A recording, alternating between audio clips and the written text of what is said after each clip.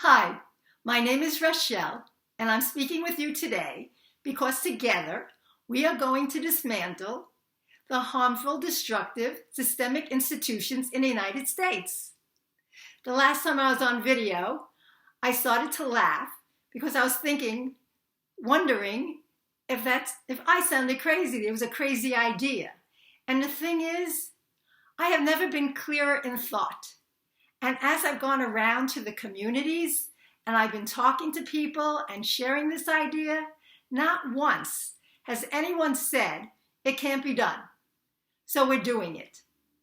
I also mentioned I wasn't this before, so I'm going to continue sharing stories. So in the 1990s, I was a sixth grade teacher in an ethnically diverse community in Aurora, Colorado. And so the sixth graders, they're 11 and 12 years old.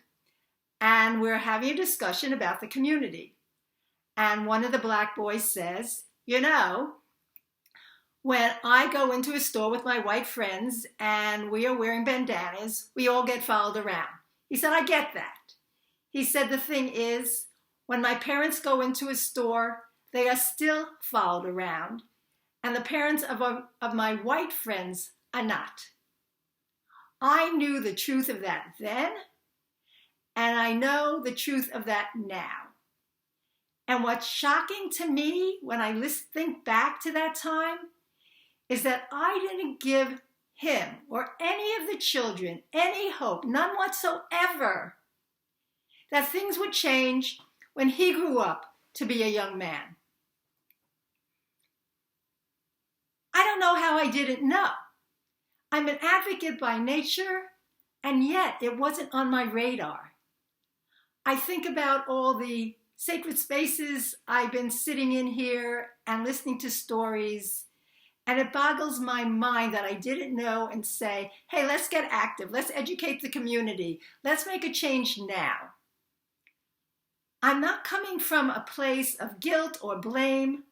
I'm just acknowledging that wasn't on my radar. It's a perfect example of what I mentioned last time, that I realized how narrow my vision was of my place in the world.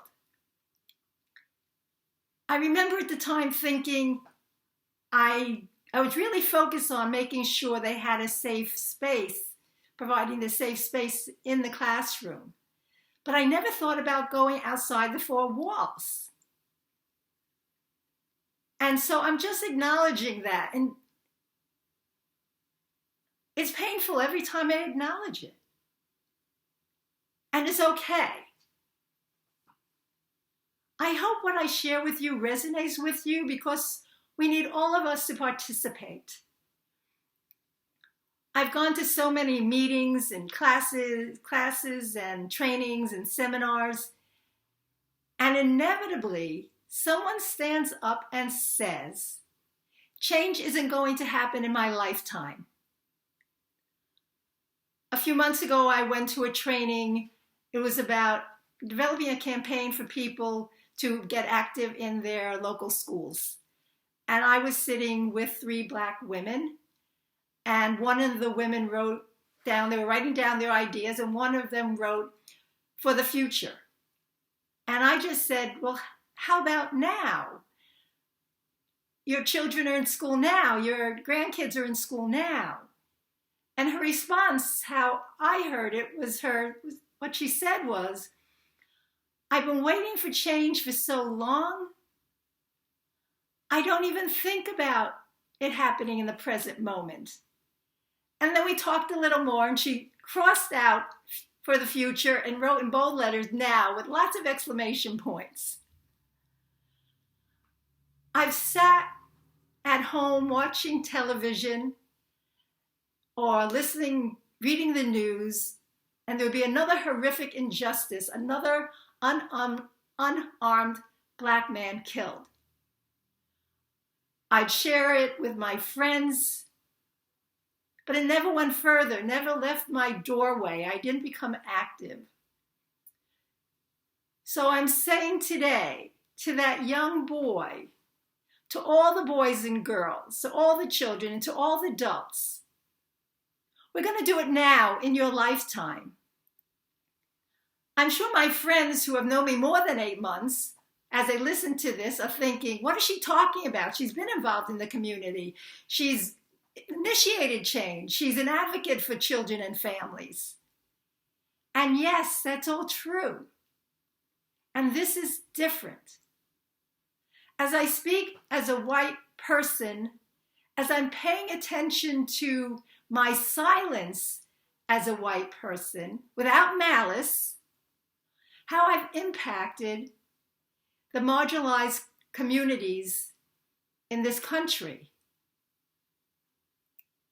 There are so many people dedicated to finding solutions, and I'm lending my voice to their voice, because we all need to be connected. We can't be isolated. And I'm asking you all to lend your voice.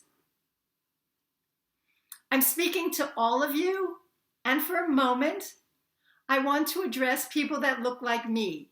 Now, don't panic, please. It's okay. Just listen for a moment.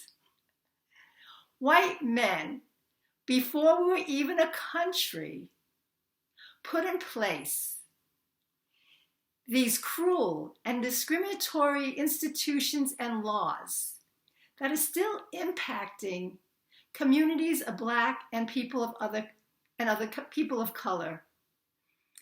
These institutions and laws may have a different name, they may have a different form, and they're harming people every single day. When I think about my whiteness again, I realize that the white man can still take away my right to vote. I'm not saying he will, just that he still has that kind of power.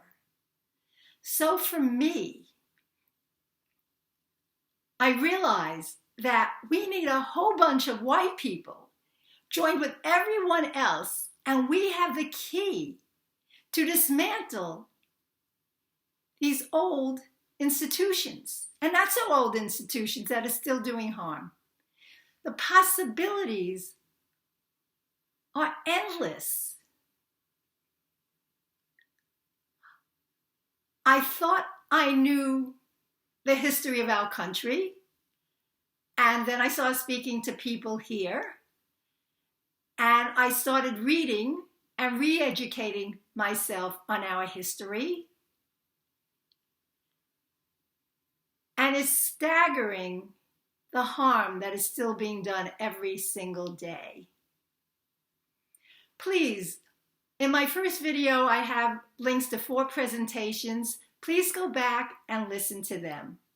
Also, my request, please send these videos out to everyone you know. Don't filter. Don't think, oh, she won't understand, he won't understand.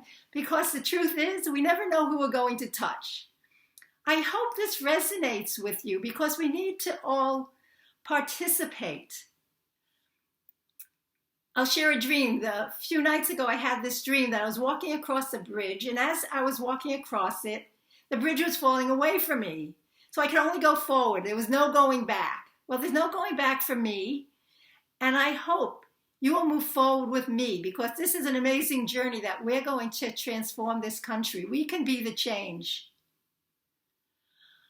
At the bottom of this video, I have some readings that I have read that I hope you will read, and some more links. And I'm also inviting you to please put down on the comments, put in a link that you think will expand this conversation. So thank you for listening, for sharing, for contributing. Stay safe, stay healthy. Until the next time, sending lots of love.